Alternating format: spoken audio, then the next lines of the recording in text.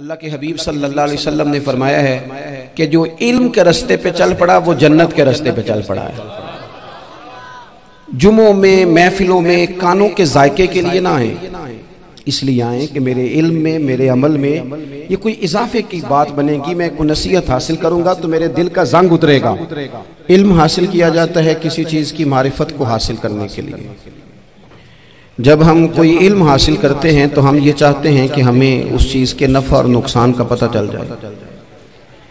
और जब हम दीनी इल्म हासिल करते हैं तो उसका मकसद ये होता है कि हमें रज़ाइल और खसाइल इन दोनों की खबर हो जाए। खैर क्या है, शर क्या है, उसमें तमीज़ का मलका हमें नसीब हो जाए। अच्छाई और बुराई खुलकर हमारे सामने वाज़े हो जाए, ये मकसूद होता है इल्म से। इल्म से, तालीम से मकसद ज़्यादा बातें करना नहीं होता। एक आदमी बहुत ज़्यादा बातें करता है तो शायद बड़ा आलिम है, एक शख्स बहुत ज़्यादा गुफ्तगू करता है तो उसके पास मालूमात ज़्यादा, ऐसा नहीं। बल्कि हज़रत अब्दुल्लाह इब्न मसूद रदी अल्लाह तआला अन्हु से जब किसी ने पूछा था कि बड़ा आलिम कौन होता है, तो आप फरमाने लगे जो रब से ज़्यादा डरे वो बड़ा आलिम है। और दलील उन्होंने ये दी कि अल्लाह करीम ने कुरान मजीद में फरमाया है कि इन्नमा यख्शल्लाह मिन इबादिहिल उलमा, अल्लाह के बंदों में से जो आलिम हैं वो रब से डरते हैं। तो दीनी तालीम, उसकी मालूमात हासिल करने की कोशिश करें, सही करें। कुरान मजीद की एक आयत करीमा का कुछ हिस्सा जो मैंने तिलावत किया, उसमें अल्लाह करीम ने फरमाया अपने महबूब से, कहा वकुर रब्बि ज़िदनी इल्मा, ए महबूब आप मेरी बारगाह में ये दुआ मांगें, आप ये अर्ज करें कि ए रब मेरे इल्म में इजाफा कर दे, ए मालिक मेरे इल्म में इजाफा कर दे। बहुत सारी चीजें ऐसी होती हैं जिनकी ज्यादती ठीक नहीं होती, वो ज्यादा हो जाए तो नुकसान करती है। लेकिन इल्म एक ऐसी चीज है कि जिसके बारे में रब करीम ने कहा कि महबूब आप दुआ मांगे कि आपको ज्यादा इल्म दिया जाए। और फिर इल्म एक ऐसी चीज है कि कोई भी आदमी ये दावा ना करे कि मैंने अब बड़ा हासिल कर लिया है, मेरी अब तकमील हो गई है, मैं अब मुकम्मल हो गया हूं। जिनको अल्लाह ने गैब के खजानों की कुंजियां दी हैं ना, उनसे भी रब करीम ने कहा है कि महबूब आप दुआ करें कि मालिक मेरे इल्म में इजाफा कर दे। तो जब वहां तक ये बात है तो फिर आम आदमी को भी चाहिए कि वो अपनी मालूमात में इजाफे का शौक पैदा करे। और तीसरी बात ये कि जो हुजूर के इल्म शरीफ पर बात करते हैं वो भी इस आयत से सीखें कि हुजूर का इल्म तो हर रोज रब उसमें इजाफा फरमा रहा है, तो हर रोज इजाफा हो रहा है। वलल आखिरतु खैरुल लका मिनल ऊला, हर रोज तरक्की हो रही है हुजूर के इल्म शरीफ की भी। तो हमारे यहाँ ज्यादातर लोग बात इसलिए सीखते हैं कि मैं कोई कहीं से मसला सीखूंगा फिर जाके अपनी मस्जिद के इमाम को तंग करूंगा कि वहां तो मैं ये सुन के आया हूं तो यहाँ ये काम क्यों नहीं होता। मैं कोई बात सीखूंगा तो फिर मैं उससे बहस का दरवाजा खोलूंगा। इल्म का मतलब ही अपने आप को संवारना है। मालूमात हासिल करने का मतलब ये कि आपके अमल में पुख्तगी आए, आपके किरदार में पुख्तगी आए, आपने जो सीखा है आप उसके मुताबिक अपने आप को ढालें।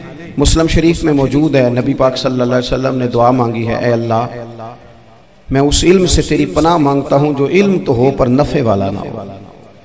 जिस बंदे के इल्म ने उसे नफा नहीं दिया, वो कुछ सीख नहीं सका उससे, तो उसका इल्म किसी को क्या नफा देगा। जब खुद से उसने और सूफिया किराम तो फरमाते हैं कि जो लोग बड़ी मालूमात हासिल कर ले, बड़ी बातें सीख लें, पंचायत में किसी को बोलने ना दें, घर में किसी को बोलने ना दें। बहुत सारे लोग तो उलमा को भी मशवरा देते हैं, बड़ी बातें करे, लेकिन अमल के लिहाज से बंदा जीरो हो तो अहले दिल फरमाते हैं उसकी सोबत से बचो।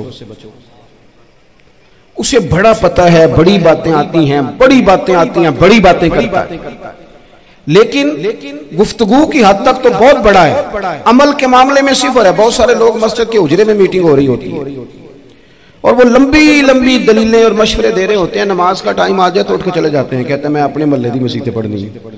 कईयों को काम याद आ जाता।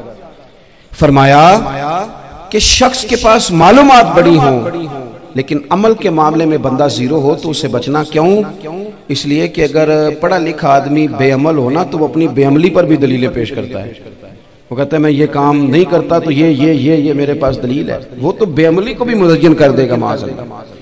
तो दीनी तालीम एक तो हासिल इसलिए करें कि हमने अपने आप को संवारना है, और दूसरा इल्म का शौक तबीयत में हो। देखे ना, अल्लाह के हबीब सल्लल्लाहु अलैहि वसल्लम ने फरमाया है कि जो इल्म के रास्ते पे चल पड़ा वो जन्नत के रास्ते पे चल पड़ा है।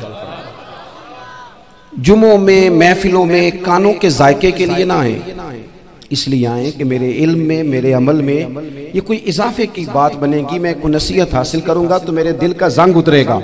हमारे यहाँ लोग मजे के लिए आते हैं और आजकल लोग फोटो के लिए आते हैं। इन दो कामों से निकलकर खालिस इस्लाह की नीयत से इल्म का शौक, हमारे यहाँ तेजी से एक हरकत की गई, उलमा का वकार खराब किया गया और लोगों को दीनी उलूम से दूर किया गया। और इसमें बाज बेचारे वाइज़ीन और खुतबा ने भी किरदार अदा किया, जब जाली पीर की तारीफें खोल के क्यों, और उसे पता नहीं कहां तक ये स्टेज होते हैं ना, इनमें कोई बंदा अच्छा लगे भी तो उसके लिए दुआ करनी चाहिए, तारीफें नहीं करनी चाहिए। तारीफें उसका कोई फायदा नहीं है उसको, उस बंदे को तो दुआ का फायदा है। अगर आपको अच्छा लग रहा है तो उसे दुआ दे, उससे ज्यादा कुछ नहीं कर।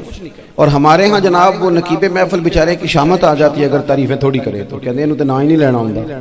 ओ भाई, इसके नाम लेने से आपका कद ऊंचा होता है। तो इल्म और आलिम, इन दोनों चीजों से कौम को दूर किया गया। दीनी तालीमात का फुकदान है। जो मैट्रिक तक लोग 60-70 किताबें पढ़ जाते हैं उन्हें भी कुरान पाक ठीक से नहीं पढ़ना आता, दूर किया गया। आप मुझे बताइए, चले एक मस्जिद ही आप देख लें, उस मस्जिद के अंदर अगर एक तरफ एक आलिम दीन मिशकात शरीफ खोल के बैठे हो, हदीस पाक का दर्स हो रहा है, या बाहर शरीयत खोल के बैठे हैं, फिकी मसाइल बयान की, और उसी मस्जिद में एक बाबा जी जुब्बा पहन के तगड़ा सा बड़ी सी पगड़ी बांध के और 500 दाने वाली तस्बीह लेके बैठे हैं। अब एक बंदा अंदर आता है तो वो किधर जाएगा, आलिम की तरफ के बाबा जी की तरफ? वो क्यों जा रहा है भला बाबा जी की तरफ? वो इसलिए कि हमने उसे ये बताया ही नहीं कि जिस तरह सुभान अल्लाह सुभान अल्लाह सुभान अल्लाह पढ़ना इबादत है ना, इसी तरह दाराबा दाराबा पढ़ना भी इबादत है। उसे हमने बताया नहीं कि जब तक इल्म के रास्ते में रहना भी इबादत है, जब तक उसे ये समझ नहीं ना आएगी कि जिस तरह वज़ाइफ की किताब पढ़ना इबादत है, इसी तरह मिशकात शरीफ पढ़ना भी इबादत है, हदीस बुखारी का दर्स लेना भी इबादत है, मुस्लिम शरीफ की अहादीस पर अपने असातिज़ा से बैठकर दुरूस पाना भी इबादत है। जब तक ये पूरा मिजाज देखे ना, नबी पाक सल्लल्लाहु अलैहि वसल्लम ने फरमाया रात की एक घड़ी भर दीन सीख लेना सारी रात नफल पढ़ने से बेहतर है। अब हमें समझना चाहिए कि किताब पढ़ के भी बंदा रब रसूल तक पहुंच सकता है। किताब और सुन्नत रास्ता आसान करते हैं, लेकिन हमारे यहाँ क्या मिजाज दिया गया है, बाबा जी के पास चलो, जरूर जाए बाबा जी अगर देख तो मना कोई नहीं कर रहा, लेकिन जो सोच हमें हुजूर ने दी है हमने उसी सोच के मुताबिक अपने मामलात को तरतीब देना है ना। अब एक बात मैंने आपसे पूछी और आपने कहा कौम सारी बाबा जी की तरफ जाएगी। हदीस पाक किस तरह है, अल्लाह के महबूब मस्जिद शरीफ में तशरीफ लाए, दोनों जानिब लोगों के हल्के बने हुए हैं, लोग बैठे हुए हैं, एक हल्के में लोग अल्लाह की याद कर रहे हैं, जिक्र हो रहा है, एक हल्के में बैठ के एक आलिम किताब और सुन्नत का दर्स दे रहे हैं, एक सियाबी और बाकी सुन रहे हैं। खास तवज्जो करें नौजवान मेरी बात पर, रसूल करीम सल्लल्लाहु अलैहि वसल्लम दोनों के बीच खड़े हो गए और करीम ने फरमाया दोनों महफिलें खैर की हैं, दोनों ही हल्के खैर के हैं। और फिर हुजूर फरमाने लगे मुझे चूंकि रब ने उस्ताद बना के भेजा है, मैं चूंकि मुअल्लिम बन के आया हूं, यतलु अलैकुम आयातिना व युज़क्कीकुम, मैं चूंकि किताब और सुन्नत की तालीम के लिए आया हूं। ये लफ्ज कहते कहते हुजूर उस जमात में बैठ गए जो दीन पढ़ और पढ़ा रही थी। हुजूर वहां बैठे जहां बात दीन की हो रही, जहां लोगों को अल्लाह रसूल की बात बताई जा रही। तो जुमे में वक्त पे आए, अपनी दीनी मालूमात मजबूत करें और अपने लिए मजबूत करें।